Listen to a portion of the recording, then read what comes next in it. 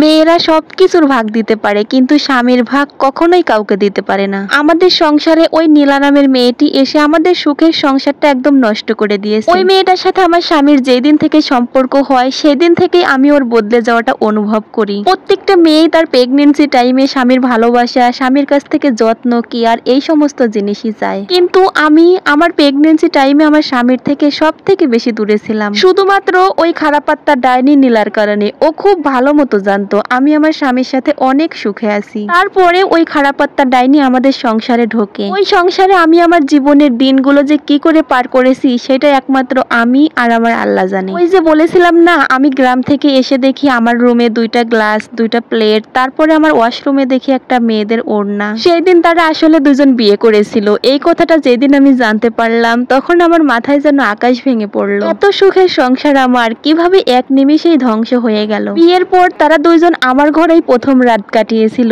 এর পর দিন আমার স্বামী ওই মেয়েটাকে আলাদা একটা বাসা নিয়ে দেয়। আচ্ছা, সব পুরুষ মানুষই কি একই রকম হয়? তারা কি এক নারীতে আসক্ত থাকতে পারে না? আমার কাছে মনে হয় কি আমার প্রেগনেন্সি টাইমে ওই খারাপ আত্মা ডাইনি নীলার প্রতি আমার স্বামী আকর্ষিত হয়ে যায়। অনেক সময় শুনতাম মা চাচিরা বলা বলি করতো মেয়েদের বাবু পেটে আসলে নাকি স্বামী তার থেকে দূরত্ব হয়ে যায়। অথচ আমরা মেয়েরা তাদেরই কিন্তু বংশ বিস্তারের জন্য আমাদের জীবনটাই ধ্বংস করতে বসি। আমাদের শরীর নষ্ট করি, আমাদের চেহারা নষ্ট করি, আমাদের জীবনটাই নষ্ট করে ফেলি। কিন্তু ওইদিকে তারা কিন্তু ভালোই আছে। তাদের যখন আমাদের ভালো লাগে না তখন তারা অন্যদিকে রাস্তা খুঁজে নেয়। যেদিন আমার স্বামী আমার কাছে ধরা পড়লো সেদিন সে নির্লজ্জ বেহায়ার মতো আমার কাছে অপকটে স্বীকার করলো। সে আমাকে বলল আমাকে নাকি এখন তার আর ভালো লাগে না, এখন নাকি আর আমাকে আগের মতো ভালোবাসতে ইচ্ছা করে না। দিন দিন পেট বড় হয়ে যাচ্ছে, আমাকে নাকি ফুটবলের মতো দেখতে লাগে। দিনে দিনে আরো মোটা হয়ে যাচ্ছি, ঘাড়ে কালো দাগ জমেছে। এই সমস্ত কিছুর কারণে আমার প্রতি নাকি তার আর রুচিই আসে না। অথচ আমার জীবনে এমন একটা সময় ছিল, সেই দিনে আমি এই মানুষটার কাছ থেকেই শুনেছিলাম আমি নাকি পৃথিবীর সব থেকে সুন্দর নারী। আমাকে সে ঘরে একা ফেলে রেখে বারান্দায় যেয়ে ঘন্টার পর ঘন্টা ওই মেয়েটার সাথে রাত বিরতে কথা বলতো। শুধুমাত্র ওই মেয়েটার কাছে ও যেত না, আমাকে এই অবস্থায় একা ফেলে রেখে কিভাবে যাবে? আমার পাশে যদি তখন আমার পরিবারের কেউ থাকতো তাহলে হয়তোবা সে আমাকে রেখেই ওই মেয়েটার কাছে যেয়ে থাকতো। শুধুমাত্র এই মানবতার খাতিরে সে আমাকে বাসায় একা রেখে যেত না। কিন্তু সেই সময় সে আমার পাশে থেকেও আমার কাছে ছিল না, তার মনটা পড়ে থাকতো ওই নীলা নামের মেয়েটির কাছে। দিন রাত ওই নীলা নামের মেয়েটির সাথে ও ফোনে কানেক্ট থাকতো। যখন আমি তাকে বললাম এই ব্যাপারগুলো জেনে গেলাম যে আমাকে এরকম করে ধোকা তুমি কেন দিলে, সে আমাকে বলল আমাদের বাচ্চাটা হওয়ার পর তুমি গ্রামে যেয়ে থাকবে, তোমাকে এইখানে আমার আর ভালো লাগে না। তুমি যেহেতু গ্রামের মেয়ে, তোমাকে নিয়ে আমি সব জায়গায় যেতে পারি না। আমার শহরের একটা স্মার্ট মেয়ে দরকার, যাতে করে তাকে আমি সব জায়গায় সবখানে মেশাতে পারি। তোমাকে আমি ছেড়ে দিব না, তুমিও আমার সংসারে থাকবে, আমি তোমাকে ছেড়ে দিব না, কিন্তু তুমি গ্রামে থাকবে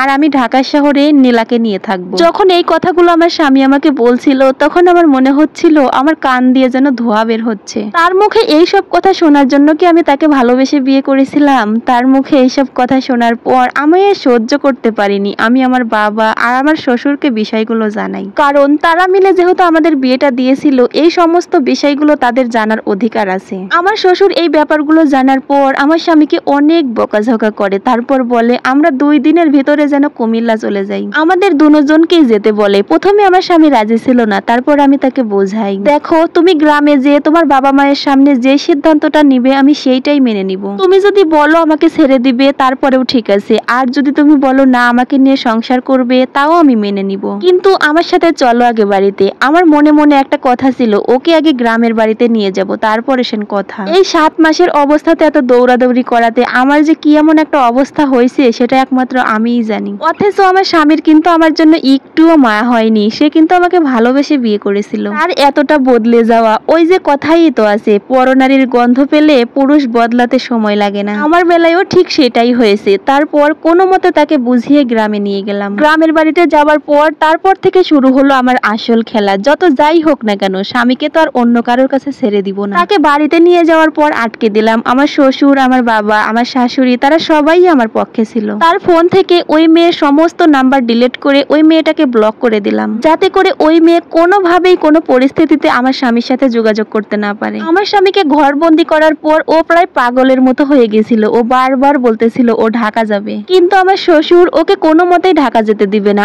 আর যাই হোক আমার স্বামী আমার শ্বশুরের কথা ফেলতে পারে না। এভাবেই 3 দিন যেতে না যেতেই দেখি ওই মেয়েটা আমাদের বাড়িতে চলে এসেছে।